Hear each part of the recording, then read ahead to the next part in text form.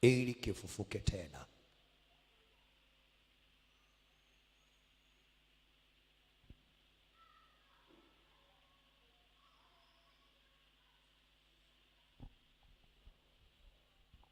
Omba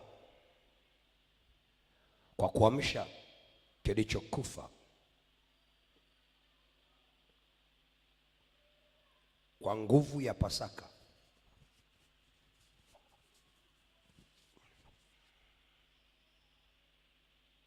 na sauti ya ufufuo ili kifufuke tena. Bwana Yesu asifiwe. Nini maana ya Pasaka? Wakati huu nimekuwa nikisema na wewe, Pasaka ni udhihirisho wa nguvu ya Mungu inayoshinda dhambi, mauti na kila hali iliyokufa kwa kilichokufa.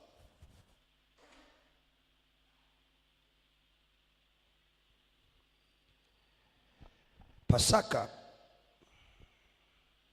ni udhihirisho wa nguvu ya Mungu inayoshinda mauti, dhambi na kila hali iliyokufa au kilichokufa. Bwana Yesu asifiwe. Bwana Yesu asifiwe. Nini maana ya nguvu ya Pasaka? Leo nasema nawe kwa ufupi kidogo ili kukupa nafasi angalau ya kwenda kujiandaa kwa vitu vingine. Nini maana ya nguvu ya Pasaka? Nguvu ya Pasaka ni uwezo wa Mungu uliodhihirika kupitia kifo na ufufuo wa Yesu Kristo, ambao ulishinda dhambi, mauti na nguvu za giza na kuleta uzima mpya kwa wanadamu au kwa mwanadamu. Na kwa lugha rahisi nilikwambia ni ile nguvu iliyomfufua Yesu Kristo kutoka kwa wafu. Bwana Yesu asifiwe. Inayoweza kubadilisha maisha ya mtu. Ni ile nguvu iliyomfufua Yesu Kristo kutoka kwa wafu, inayoweza kubadilisha maisha ya mtu. Maana anasema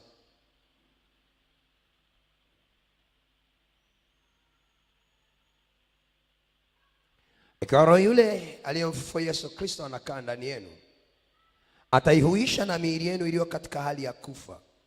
Bwana Yesu asifiwe. Bwana Yesu asifiwe. Haleluya. Kama ile nguvu iliyomfufua Yesu Kristo haipo, maana yake hakuna maana ya Pasaka. Bwana asifiwe. Bwana Yesu asifiwe. Ile nguvu iliyomfufua Yesu Kristo imebeba maana ya nguvu ya ufufuo. Imebeba maana ya nguvu ya ufufuo. Ile nguvu isipokuwepo na isipofanya kazi, inamaanisha ile Pasaka mnayoizungumza au mnaendelea kuitarajia katikati ya maisha yenu haina maana, haina nafasi. Kwa sababu Pasaka lazima iwe ni nguvu ya udhihirisho, lakini nguvu ya Pasaka lazima iwe ni nguvu inayobadilisha hali zilizopo. Bwana Yesu asifiwe. Bwana asifiwe. Bwana Yesu asifiwe. Nini maana ya sauti ya ufufuo? Nini maana ya sauti ya ufufuo? Ni nguvu ya neno au sauti ya Mungu inayorejesha uzima mahali palipokuwa na kifo au mauti,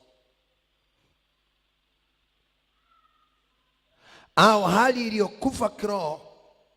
Inamaanisha ni amri ya kiroho inayobadilisha hali kutoka mauti kwenda uzima. Bwana Yesu asifiwe. Bwana Yesu asifiwe. Hii nguvu ya ufufuko ni sauti ya neno au amri inayotolewa juu ya kilichokufa, ili kukitoa katika hali ya mauti kuja katika hali ya uzima.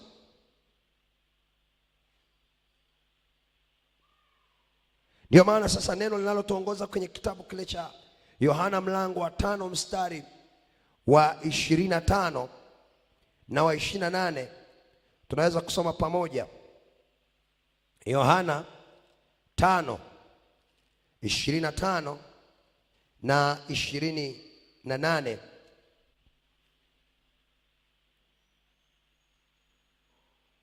Nisikilize tu kwenye somo sasa. Yale mambo utayaandika tu. Bwana asifiwe.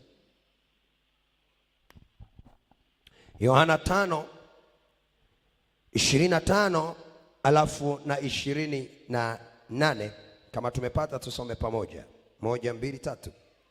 Amin, amin nawaambia, saa inakuja na sasa ipo, wafu watakapoisikia sauti ya mwana wa Mungu, na wale waisikiao watakuwa hai. Mstari wa 28.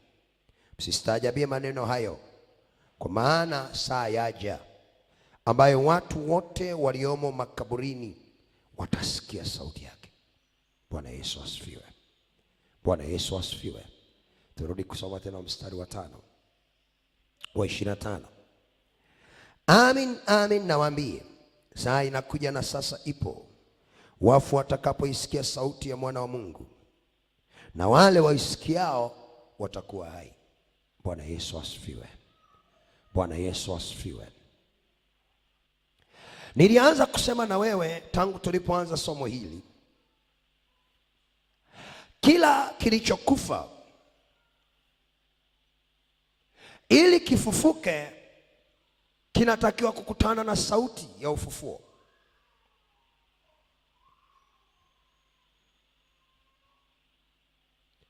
Kila kilichokufa ili kifufuke kinatakiwa kukutana na sauti ya ufufuo.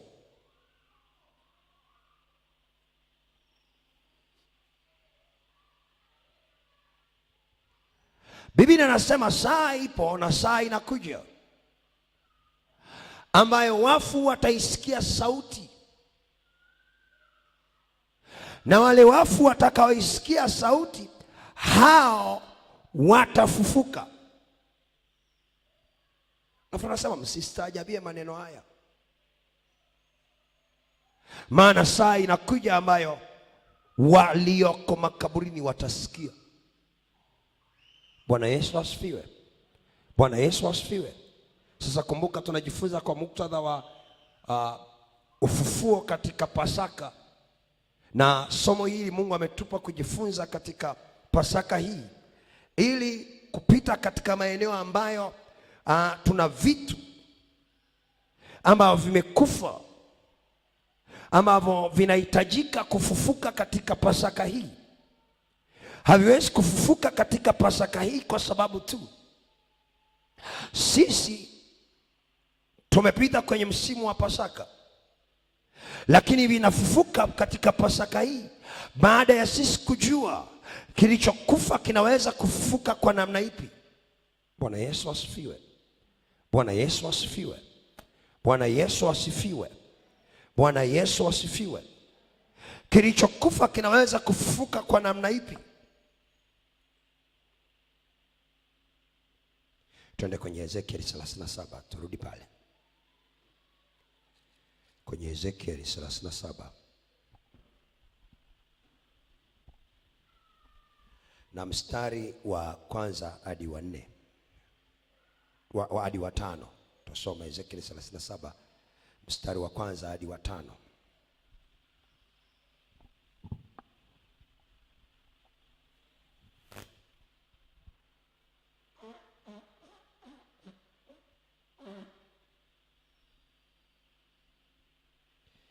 Ezekiel 37 mstari wa kwanza hadi wa 5, tusome katika jina la Bwana.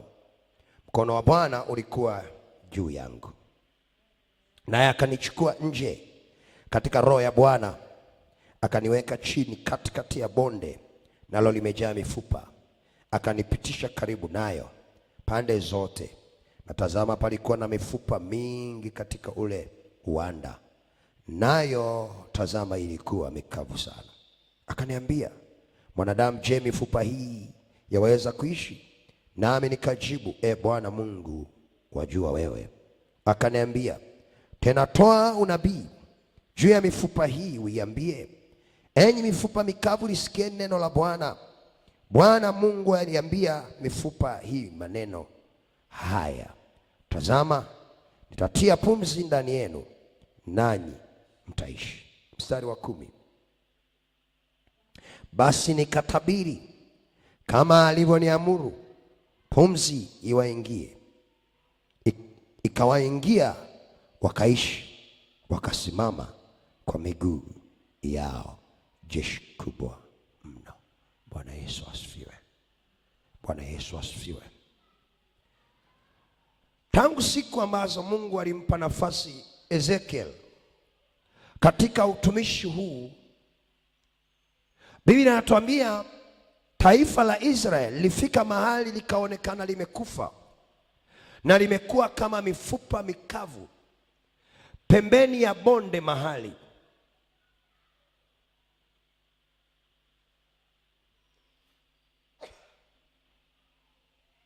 Biblia inasema Mungu akamchukua Ezekiel akampeleka mpaka nje kwenye bonde mahali, akamwonyesha mifupa ambayo iko pale imekaa kwa muda.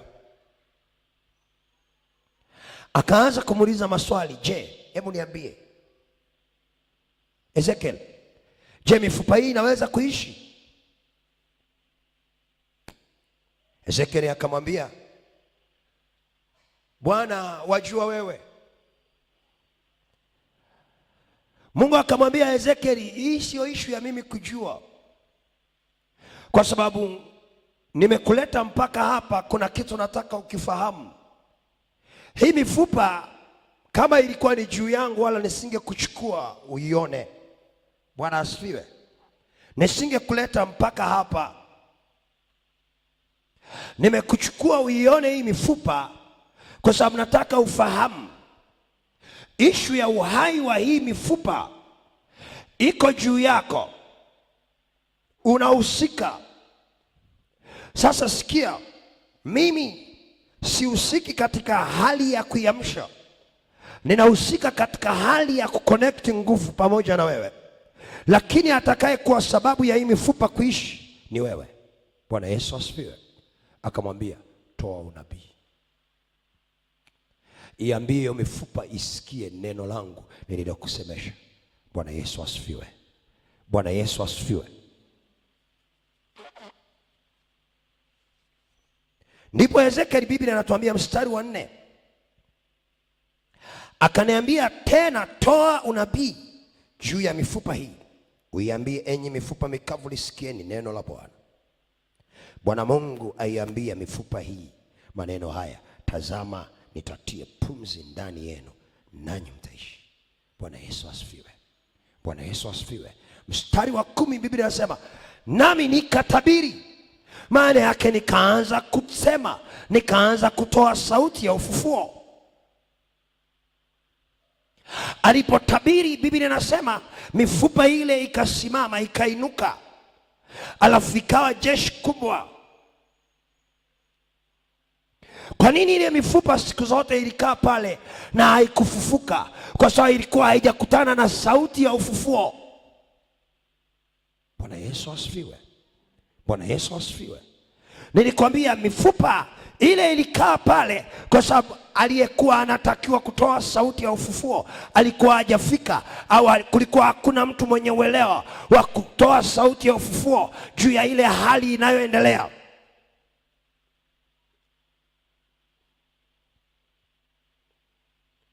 Bwana Yesu asifiwe. Bwana Yesu asifiwe. Akatoa sauti, ile mifupa ikaungana. Bwana asifiwe. Bwana Yesu asifiwe. Pasaka haitakiwi kubaki tu kuadhimishwa kwa sababu ni sikukuu ambayo tunajua Yesu alikufa na kufufuka, lakini tunajua ni sikukuu Wayahudi ilianza mbali pale Mungu alipokuwa anawatoa Misri, akawafungua kutoka utumwani. Pasaka lazima isiwe, haitakiwi kubaki kuwa azimisho tu, inatakiwa kuwa azimisho ambalo lina udhihirisho. Bwana Yesu asifiwe. Bwana Yesu asifiwe. Sasa Pasaka hii Mungu ametupa kujifunza somo hili. Kuna mambo kwetu yamekufa.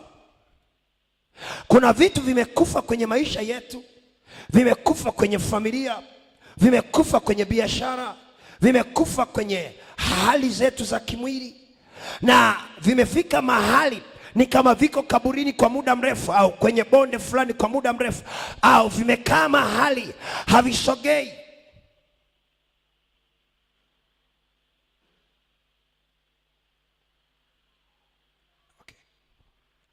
Ngoja niseme mifano michache leo. Nikupeleke kwenye mifano michache, maana nimesema natamani tutumie muda mfupi kidogo kwa ajili ya siku ya leo, kwa ajili ya kujiandaa kwa kesho. Bwana asifiwe. Ngoja nikupe mifano michache ya Biblia. Tufungue kitabu cha Matendo ya Mitume. Matendo ya Mitume. Nikuonyeshe kitu fulani pale ambacho tunafundishwa kikubwa sana.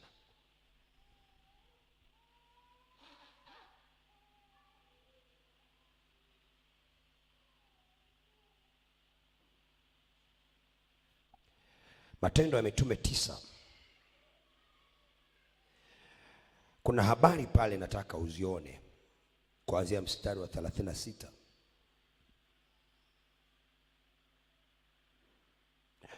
Utaona habari za mtumishi wa Mungu ambaye alitumika vizuri na alikuwa na sifa nzuri sana na heshima katikati ya watu.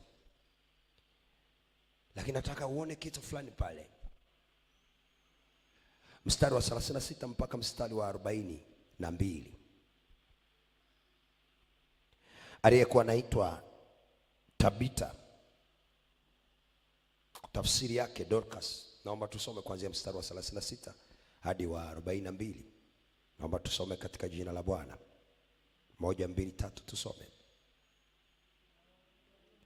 Na mwanafunzi mmoja alikuwako Yafa, jina lake Tabita, tafsiri yake ni Dorcas, yaani paa.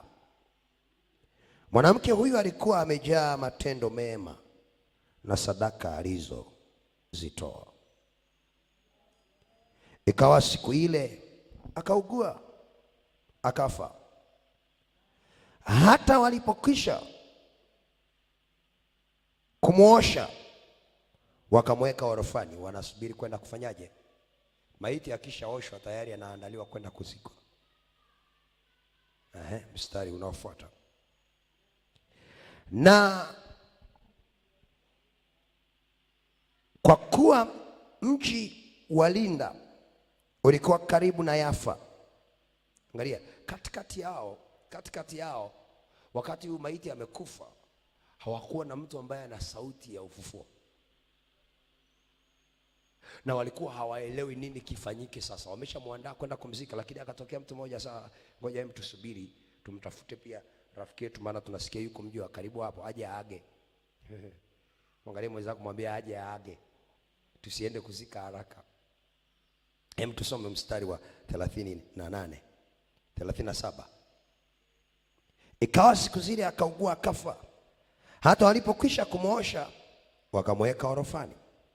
Na kwa kuwa mji wa Linda ulikuwa karibu na Yafa, nao wanafunzi wamesikia ya kwamba Petro yuko huko, wakatuma watu wawili kwake kumsihi na kusema, usikawie kuja kwetu. Petro akaondoka akafuatana nao. Alipofika wakampeleka juu orofani. Wajane wote wakasimama karibu naye wakilia, na kumwonyesha zile kanzu na nguo alizokuwa alizozishona Dorcas wakati ule alipokuwa pamoja nao. Petro akawatoa nje wote, akapiga magoti. Kuna mtu anaona mstari? Akaomba, kisha akaelekea yule maiti.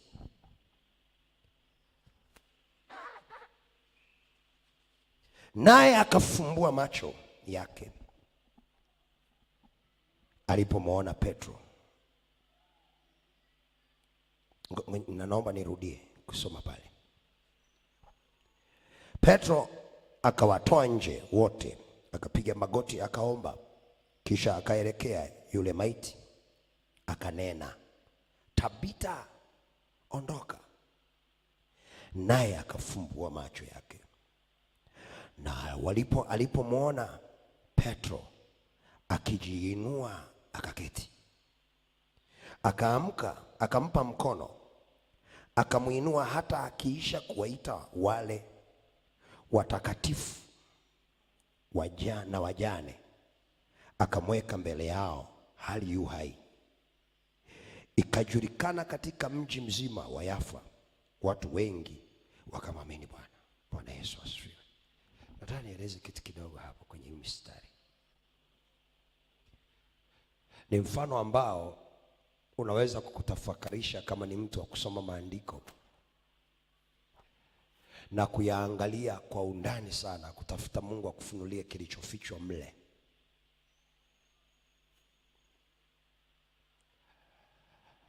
Wakati Tabita alipokuwa amekufa, nimekwambia kwa desturi ya Wayahudi maiti hailali. Kwa hiyo walikuwa wameshamuosha, wamemweka orofani. Huku chini wanaendelea na maombolezo. Lakini wachache waliokuwepo pale wakasema, ndugu yetu na rafiki yetu tunasikia yuko hapo Yafa, na Yafa si mbali na hapa. Inawezekana na yeye anakumbuka aliwahi kushonewa nguo na Dorcas. Kwa hiyo tunaomba tumuite, kwa sababu huyu ni kiongozi wetu na yuko hapo. Tunaomba hata angalau waje. Na unajua hawakumuita kumfufua. Soma Biblia yako, hawakumuita kumfufua. Ndio maana alipokuja mapema pale, kusoma Biblia yako, alipokwenda kuaga pale, wakiwa pale, Biblia inasema wakiwepo wanafunzi ambao wanaitwa watakatifu na wajane ambao ni waombolezaji.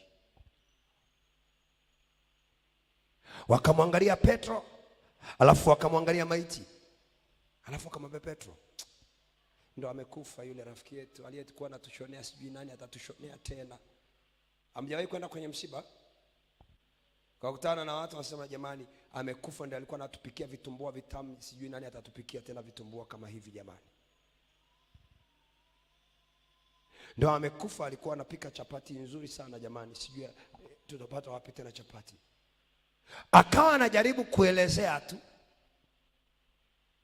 Ghafla Petro akaingiwa na kitu ndani, alafu akawaambia, hebu tokeni nje, hebu tokeni nje. Bwana Yesu asifiwe. Bwana Yesu asifiwe.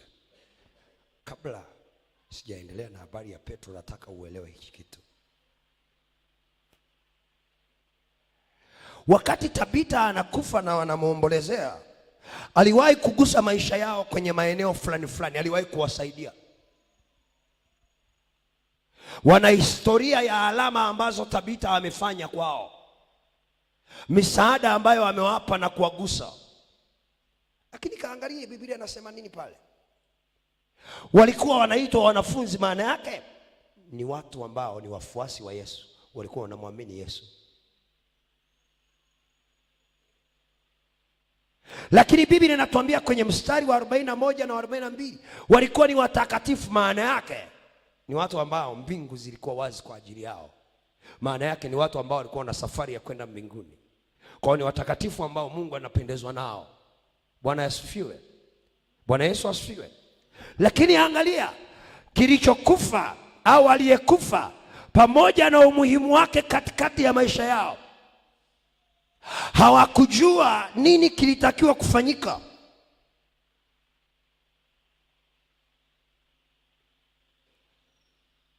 Mpaka Petro alipoona sasa wanamuonyesha wanajaribu kuomboleza, maana yake walikuwa wanalia, akamwambia sasa naombeni mnipe nafasi mtoke nje.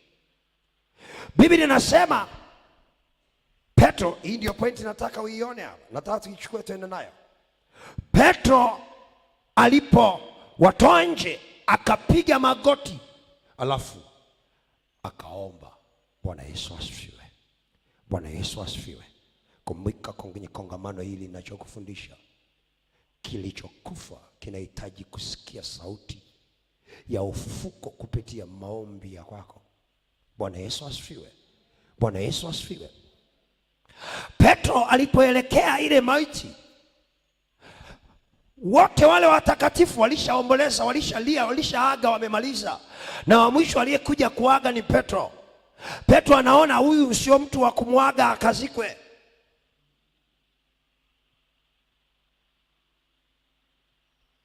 Petro akiwa anaomba akaelekea maiti, Biblia inasema akamwambia Tabita, ondoka.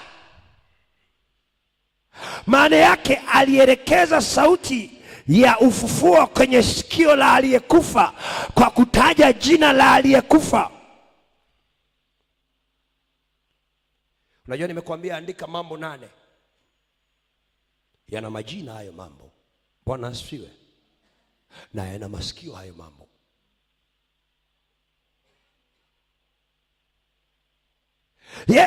Akaelekeza sauti. Hebu tusome mstari wa 40 na 41. Soma mstari wa 40 na 41.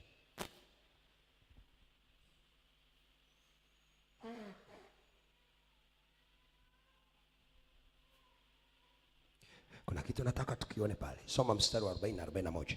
1, 2, 3. Petro akawatoa nje wote, akapiga magoti akaomba.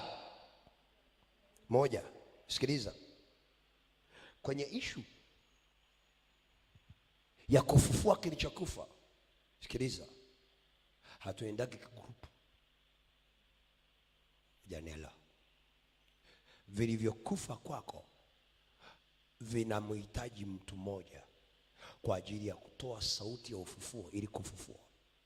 Wale wote walikuwa ni watakatifu, lakini hawakuwa na sauti ya ufufuo, walikuwa na sauti ya maombolezo.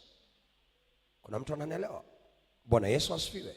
Nimekufundisha tangu juzi, si kila maombi yanaweza kufufua chochote, na si kila mtu hata kama ameokoka. Okay, tusome.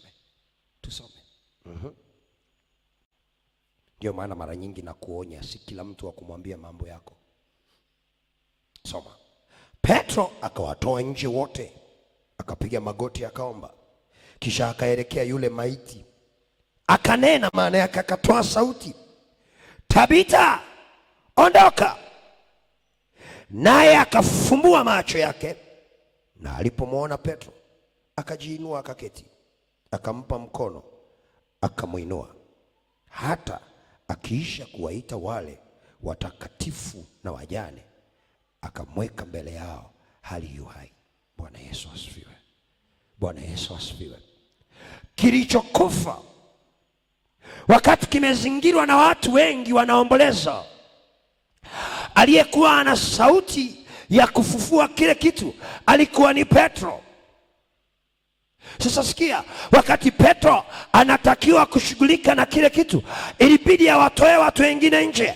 Mungu kwenye familia yenu ana mtu mmoja ambaye anamtaka kwa ajili ya kufufua vilivyokufa kwenye Pasaka hii. Wengine wana relax, hawaelewi kinachoendelea. Wengine wanalia juu ya hicho kilichokufa, hali inayowapiga. Lakini ngoja nikwambie, Petro alikuwa peke yake, ndiye anayetegemewa. Wakati yule bwana anapata ufunuo, anasema hebu tumuite ndugu yetu, yuko hapo Yafa, yuko mbali sana, tumuite aje. Ngoja nikwambie, mchana wa leo iko maiti inasubiri uielekee.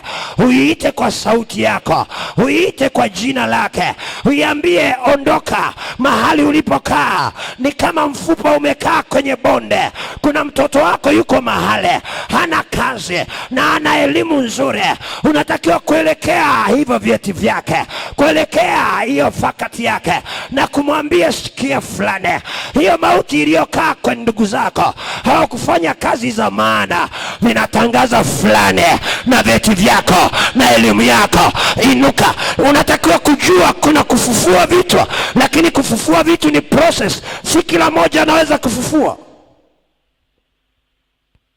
Mungu alipoenda pale kwenye bonde, kulikuwa kuna watu kipindi kile. Sio kwamba Ezekiel tu ndo alikuwepo, kulikuwa kuna watu.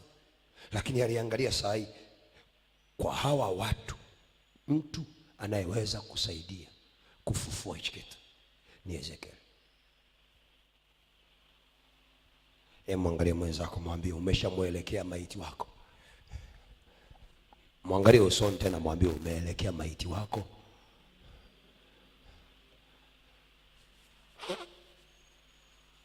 Haujui vilivyokufa.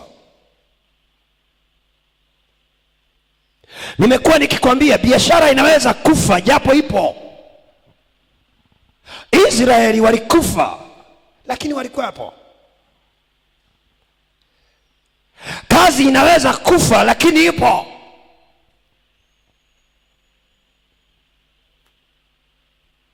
Mzunguko wa fedha kwako, uchumi unaweza kufa japo unaona pesa inazunguka na inapita na kwako.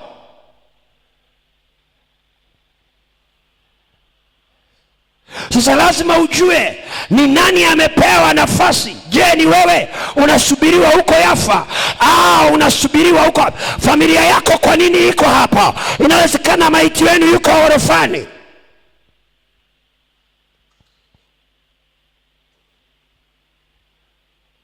Kuna vitu vimekufa kwenu, vipo orofani, vimekaa. Kama havipo orofani, basi vipo darini, vimekaa kwenye dari. Familia yenu imekufa, haisogei.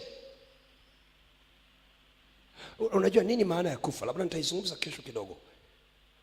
Maana ni kitu muhimu sana ujifunze. Kufa si lazima tu wale unaofikiri wamezikwa kule Njiro. Kufa ni kukosa movement, uwezo wa kujisogeza, umekufa. Muulize mwenzako, mwambie tangu Januari, huu ni mwezi wa 4, umesogea? Mwangalie usoni, mwambie umesogea kimaisha.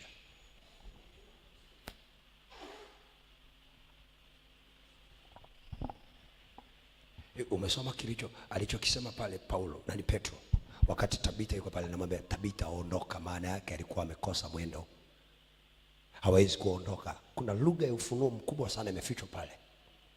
Tangu Januari mpaka saa hii ni mwezi wa 4, robo ya mwaka imepita. Muulize mwenzako, mwambie umemove.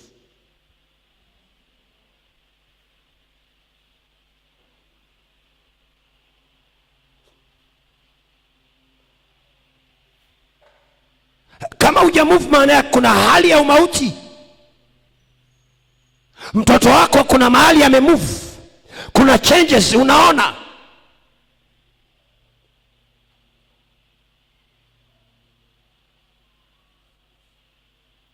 Ni vitu unavifanya vina move. Maana Petro anasema hivi, ondoka. Alikuwa hatakiwi kuwa pale. Mauti inaweza kunatisha kitu akisogei.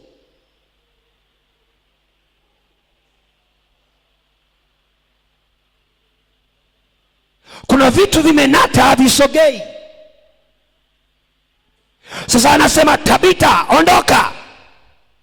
Nataka tutakapokwenda kwa sijui, lakini nataka Mungu apitishe nguvu fulani kwenye ulimwengu wa roho. Kama ni wewe uondoke.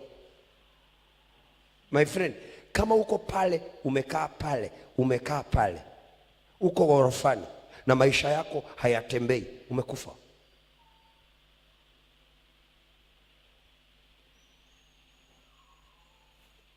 Mwambie mwenzako umekufa.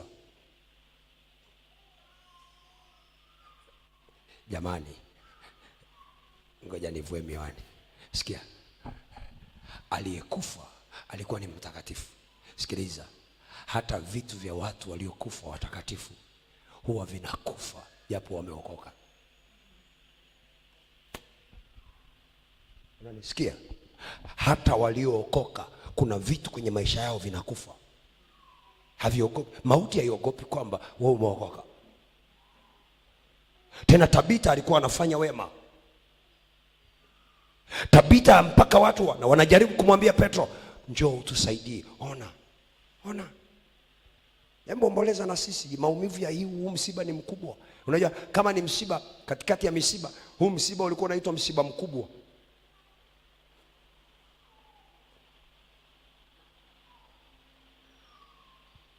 Lakini angalia ni msiba wa nani? Ndicho unachotaka uone. Ni mtu mtoaji, ni mtu mwanafunzi, mfuasi wa Yesu. Tuna watu wangapi kanisani wameokoka, hawafanyi dhambi, lakini kuna namna wamefika mahali mauti imefika, imeua vitu kwenye maisha yao. Tuna watu wangapi?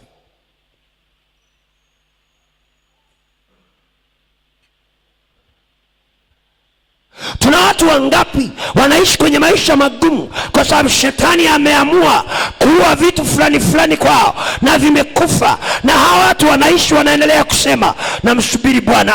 Ngoja nikwambie, Pasaka hii imekuja kutukumbusha kuna jambo la kufanya. Mungu anataka kukujulisha hicho kilichokufa kwako bado kinaweza tena kufufuka, ukijua namna ya kuomba na kuelekea kilichokufa na kukisemesha kilichokufa. Kikisikia, nataka nikwambie, utaona tena kinainuka, utaona tena kinatembea. Haijalishi umekata tamaa. Ni siku ya nne. Nataka nikwambie, omba tena, elekea maiti wako, elekea kilichokufa, elekea kilichokufa. Kitasikia, kiambie ondoka, kiambie sikia, ita kwa sauti jina la kilichokufa. Nataka nikwambie, asubuhi ya leo kinaenda kuinuka tena. Haleluya, haleluya, haleluya. Kikainuka, Biblia inasema akakiinua, alafu akapeleka mbele ya watakatifu. Walipokiona, walipomwona, wote wakaanza kushangaa. Kuna vitu kwenye maisha yako visipofufuka, huwezi kuleta mshangao kwa watu. Utabaki kuwa mlokole, lakini mlokole asiyeleta mshtuko wote.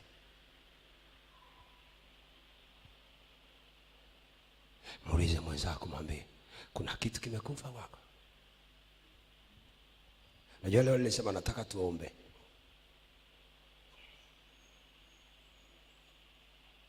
Okay. Imefungwa Mathayo 27. Mathayo 27.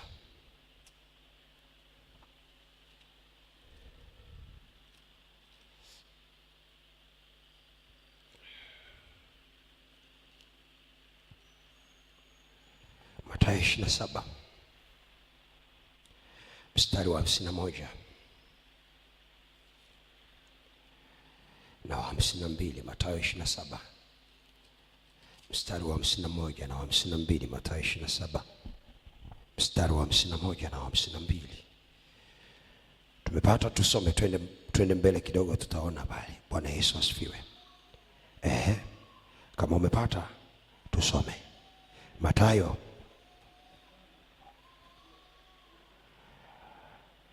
Naomba tuanzie mstari wa 45 twende mpaka mstari wa 52.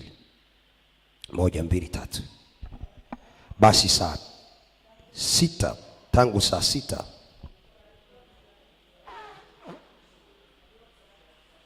hata saa 9. Na kama saa 9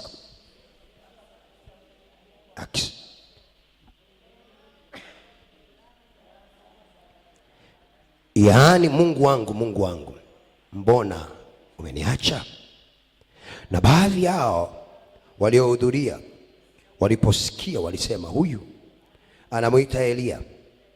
Mara mmoja wao akaenda mbio, akatoa sifongo, akaijaza siki, akaitia juu ya mwanzi, akamnywesha. Wale wengine wakasema, acha na tuone kama Elia anakuja kumwokoa.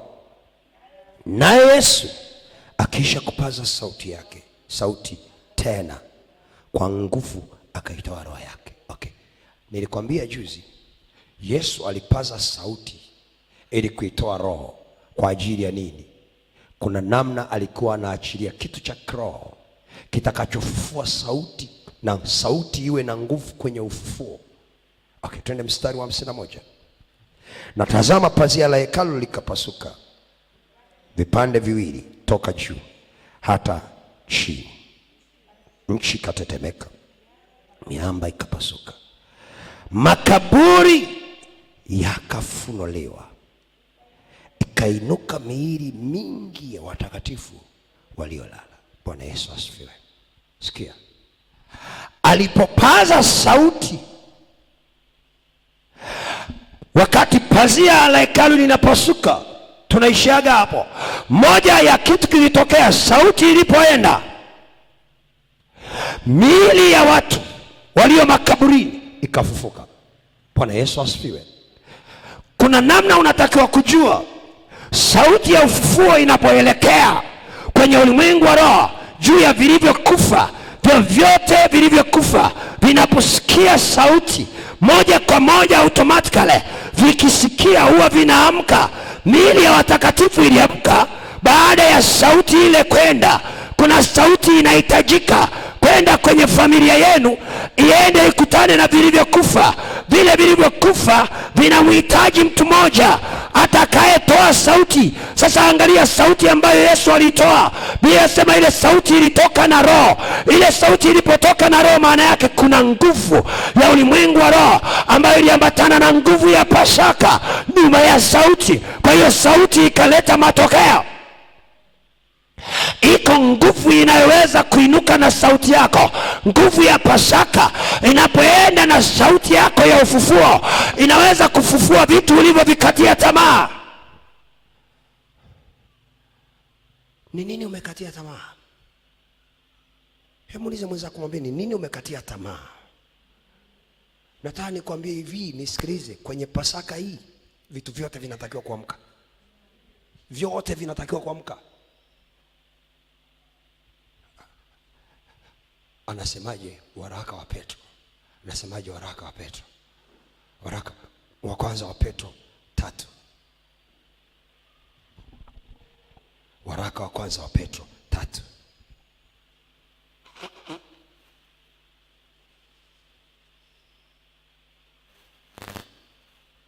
Waraka wa kwanza wa Petro 3.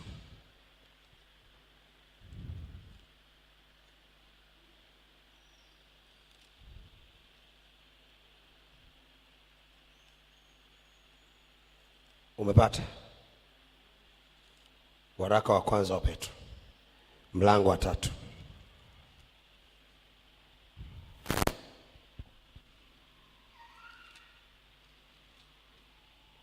Umeshapata? Naomba tusome.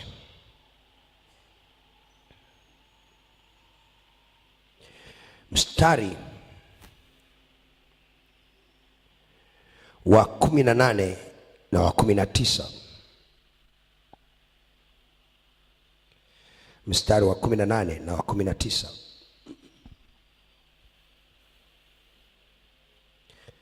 Tusome 1, 2, 3. Kwa maana Kristo naye aliteswa mara moja kwa ajili ya dhambi, mwenye haki kwa ajili yao wasio haki, ili atulete kwa Mungu. Mwili wake akauawa, bali roho yake akahuishwa. Okay, wakati anapiga kelele, anapaza sauti, Biblia inasema aliitoa roho. Kumbe wakati anatoa sauti, roho inauhika. Wakati roho inauhika, inaenda wapi? Angalia mstari wa 19. Ambayo kwa hiyo aliwaendea roho waliokaa kifungoni akawahubiri. Bwana Yesu asifiwe. Bwana Yesu asifiwe. Nisikilize vizuri. Pasaka isipofikia kitu ambacho kimekaa kwenye giza alafu kikakutana na sauti ya ufufuo kukitoa, haijawa Pasaka. Yesu alipoteswa, alipoitoa roho yake, alipopiga kelele, akapaza sauti, moja ya kitu ambacho Biblia inasema aliuishwa roho yake, alipowika roho yake akaenda kuzimu. Kumbe wakati anatoa sauti, ile sauti ilikuwa inatengenezeka iende na ufufuo. Kaangalia sasa, anaenda kuzimu kwa ajili ya kuhubiria waliokufa. Maana yake anaenda kupeleka sauti, kusema na sikio la kila aliyelala kaburini. Anasema nao, wakati anasema nao anahubiria, wanaamka. Anasema nao anahubiria, wanaamka. Waliofungwa vifungoni wanafunguka. Nadhani kuulize swali, ni vitu gani vya kwako kwenye ulimwengu wa roho vimefungwa, vimekaa kama maiti na vimekosa mtu ambaye ana sauti ya ufufuo kuvitoa hapo vilipokaa? Ni vitu vingapi? Maombi mengi tulionayo ni ya maombolezo, ya kuelezeana mambo na shida. Wajane walienda pale wakaomboleza juu ya Dorcas. Sema Dorcas ndio umeenda. Dorcas walivyokuwa na roho nzuri. Dorcas hatutakuona tena. Na wengine walishamwambia tutaonana mbinguni. Siku hizi kuna lugha naiona wanasema tutaonana baadaye. Sijui hiyo baadaye kama wanaijua. Siku hizi kwenye mtandao naona tunasema tutaonana baadaye. Kwa baadaye mliagana.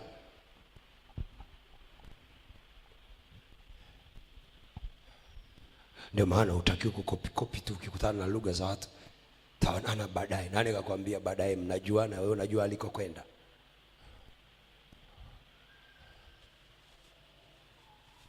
Bwana Yesu asifiwe. Bwana Yesu asifiwe. Sasa kuna vitu vimekaa kifungoni. Kila kilichofungwa kinahitaji kusikia sauti. Kisiposikia sauti ya ufufuo hakitoki.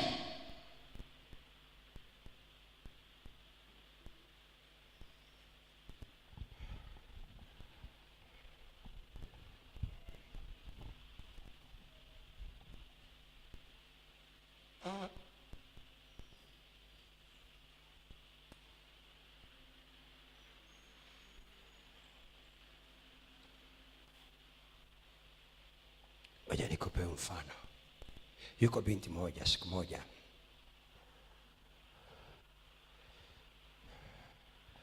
alikuja akanifuata. Amekuwa na vita ya nguvu za giza kwa muda mrefu, na amekuwa kwenye masomo yake chuo kikuu. Alipoenda mwaka wa pili akakutana na vita. Ile vita ikamweka kwenye kifungo. Alipoingia kwenye kifungo, hata alipokuja akafanya mitihani ya kwenda kumalizia mwaka wa 3 chuo, alipomaliza ile mitihani akafeli. Na ukifeli mwaka wa pili kwenda mwaka wa 3, unarudia mwanzo mwaka wa kwanza.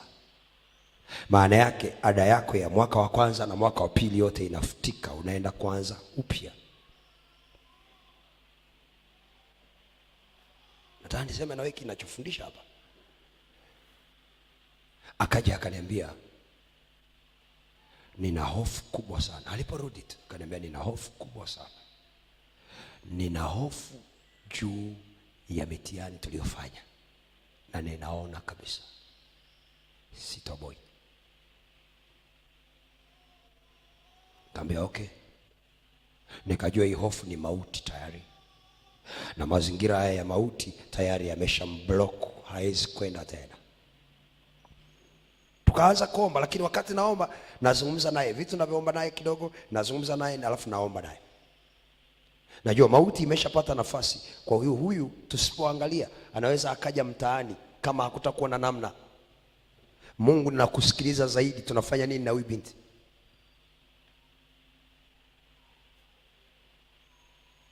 Nikaomba tukafukuza ile mauti. Lakini tunafukuza mauti, tayari amefeli. Matokeo yakatoka, amefeli.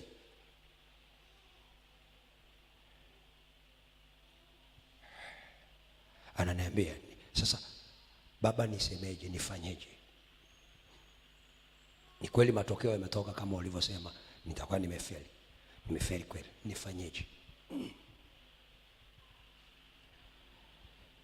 Nikamwambia, ulikuwa unarudi mwaka wa 3, si ndio? Sasa sikia, nyumbani usiwaambie kwamba umefeli, watakufa, maana wanakutegemea.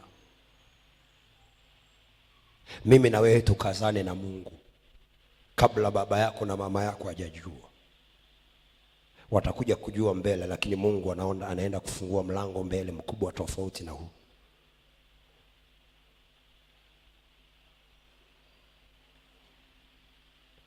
Tukapambana na ile hali ya mauti. Ghafla matokeo yametoka. Sasa ananiuliza nifanyeje? Nikamwambia, nyumbani utaua watu.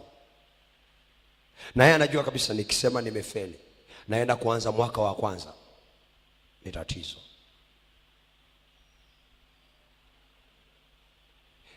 Nikamwambia, tunaomba Mungu ana mlango, na huu mlango ni mkubwa kuliko ule wa kwanza, na utapitia pale pale ambapo hiki kimetokea.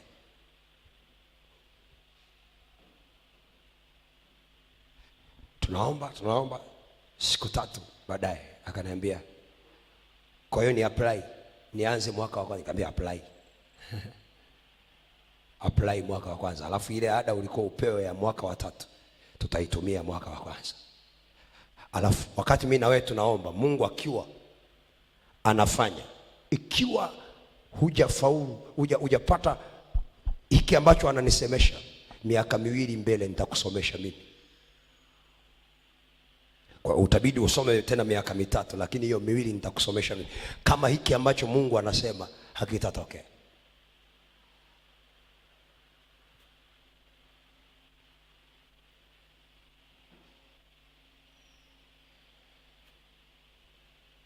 Unajua mauti, tukaanza kusema nayo na kumwambia, sikia, inawezekana hakuna wasomi kwao na umekataa asiende.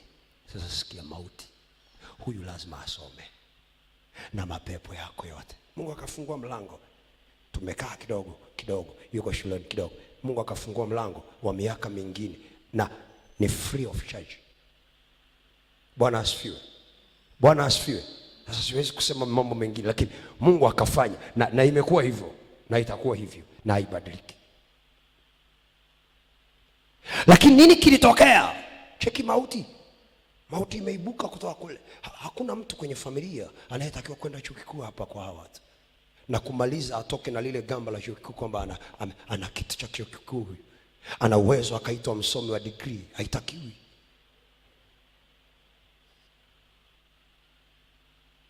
Unajua nilimwambia usiseme nyumbani,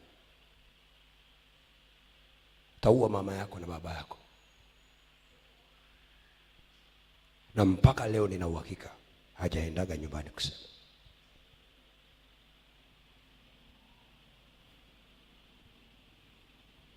Vitu vingine nisikilize, kwa sababu shetani alishajua nimemuua huyu, nitaua na baba yake hivi kwa staili hii, kwa sababu nitapeleka mshtuko kwamba miaka 2, na wataanza kumwaza vibaya kwamba miaka 2 ulikuwa unafanyaje chuoni.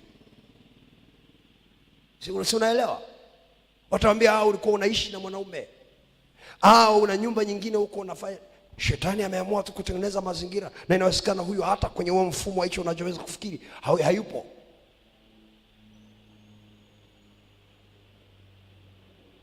Ni watoto wangapi au ni vitu vingapi vya kwetu vimewekwa kifungoni na mauti, na vinahitaji sauti ya ufufuo kufikia hivyo vitu ambavyo vimekaa hapo ili kuvitoa. Ni watu wangapi?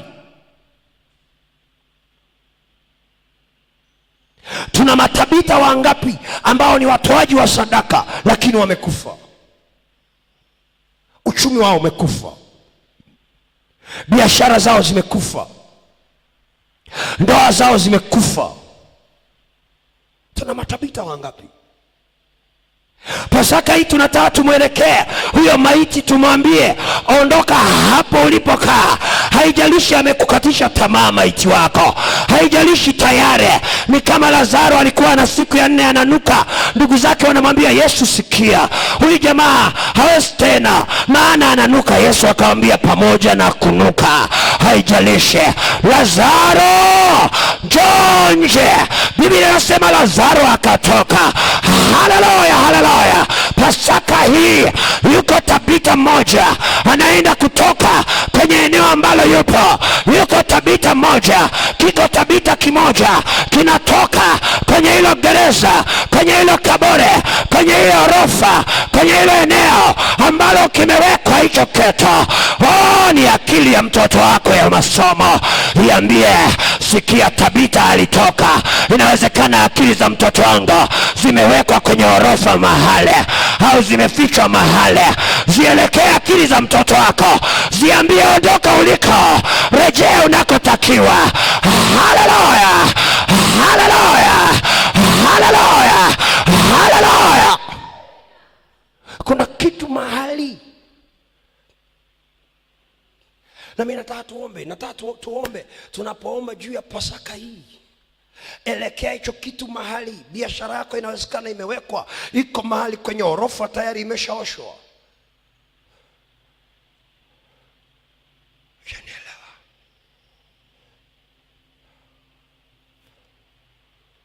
Kuna kitu kipo mahali kimeshaoshwa, kinasubiri kuzikwa.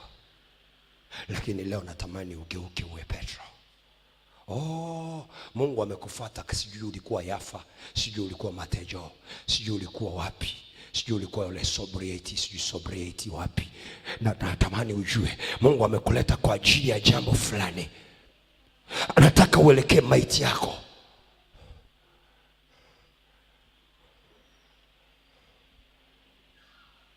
Inawezekana maiti yako ni mume wako. Hujanielewa? Mwangalie mwenzako, mwambie inawezekana mume wako ni maiti yako, uko naye nyumbani. Hujanielewa? Mwangalie mwenzako, mwambie umeelewa? Inawezekana maiti yako ni mke wako, yuko nyumbani. Inawezekana maiti yako ni baba yako mzazi. Inawezekana maiti yako ni mama yako. Inawezekana maiti yako ni mdogo wako wa kike. Inawezekana maiti yako ni kaka yako, ni mdogo wako wa kiume, ni ndugu yako. Inawezekana maiti yako ni hiyo, na imeoshwa saa hii, imewekwa mahali. Wako watu wameshaiombolezea, wameshaaga. Mwenye uamuzi wa mwisho ni huyu anayesubiriwa. Pengine wewe bado hujaaga.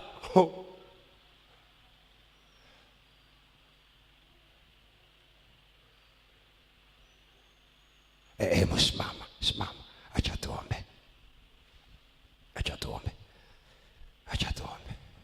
Sijajua hiyo maiti yako ina muda gani.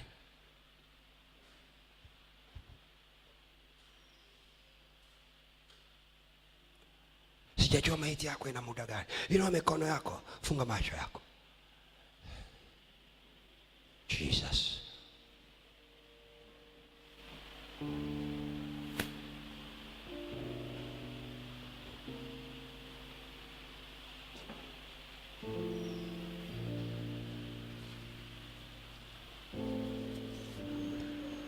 Wewe ni Mungu pasua bahari,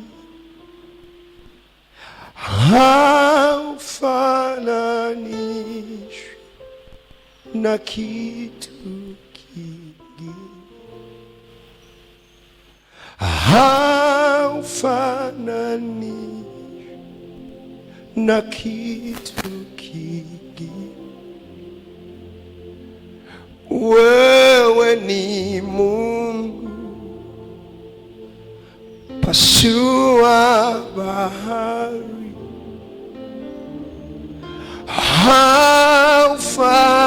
haufananishwi na kitu kingi,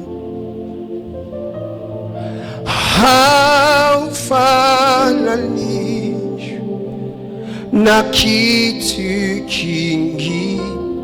Wewe ni Mungu, wewe ni Mungu, kausha bahari, Jesus, haufananishwi na kitu kingine.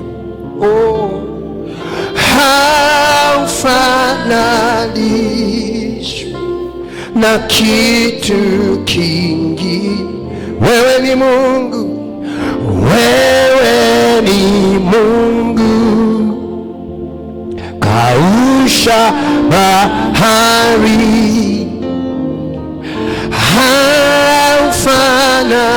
haufananishwi na kitu kingine. Oh, haufananishwi na kitu kingine.